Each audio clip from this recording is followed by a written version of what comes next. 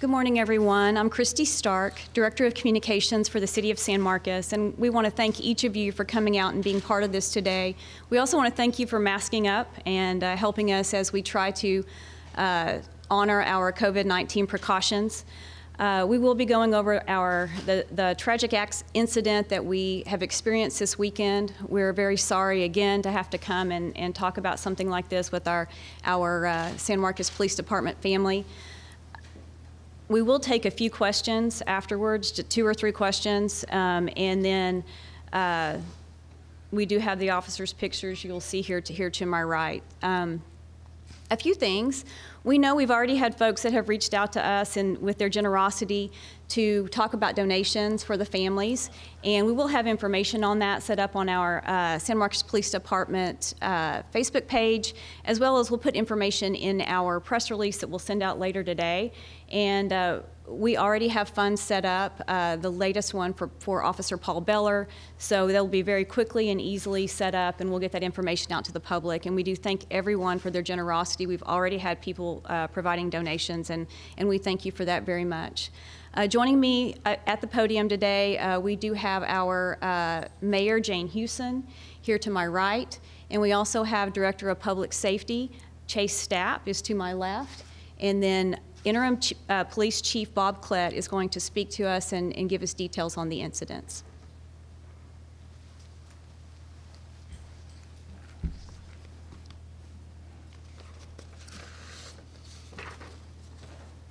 Thank you. It's with a heavy heart that I stand before you today to provide details about the fatal shooting incident at Twin Lake Via's apartments on Hunter Road that occurred Saturday evening. The tragedy resulted after our officers responded to the apartment complex following a call for 911 call for domestic disturbance about 6:05 p.m. Yesterday. During the course of their response, the suspect ambushed officers inside with a rifle. Following the breach of the residence by the Hays County SWAT team, SMPD, and multiple responding agencies, the shooter was found inside the residence of the apartment complex deceased from an apparent self-inflicted gunshot wound. Officer Justin Putnam was fatally wounded at the scene, and Officers Franco Stewart and Officer Justin Mueller were wounded and transported to Ascension Seton Hays, where they underwent surgery last night. Both officers are in critical but stable condition in the ICU.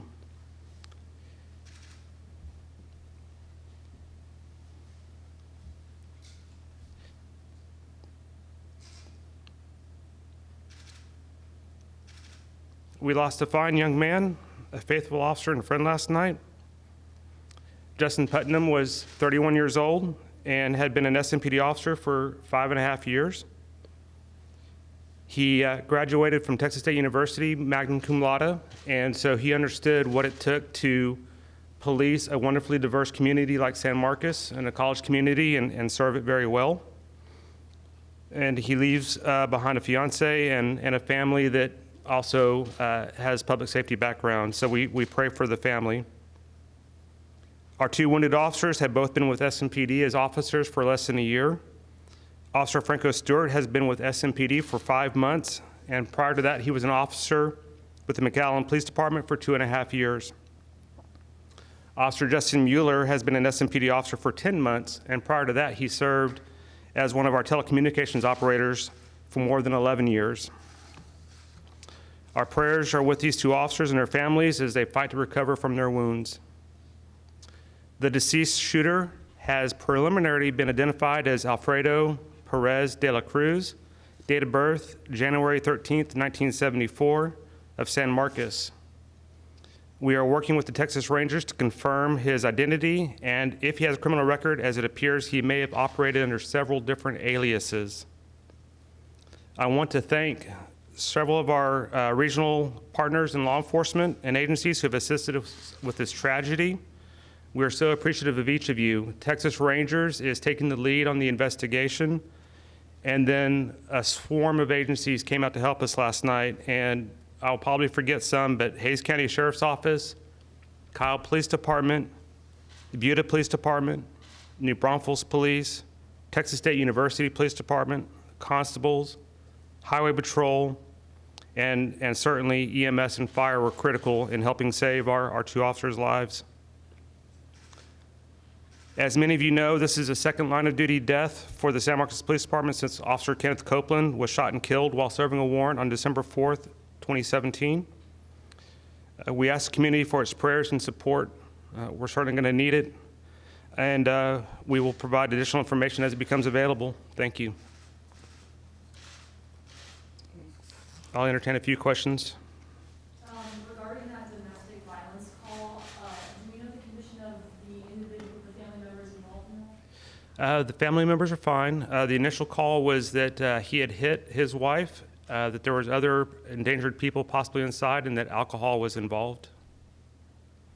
When did the gunfire transpire?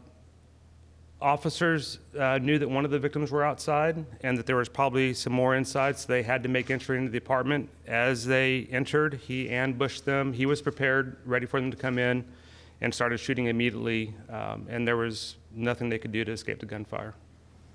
Did the officers have any kind of body protection? The officers had their body armor that they normally wear. I'd like to mention also that part of his preparation for the officers coming in, the suspect did as well.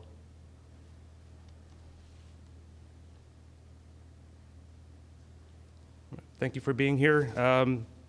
Like I said, we've had a lot of tragedy recently, and we appreciate those prayers from the community, and thank you for being here today.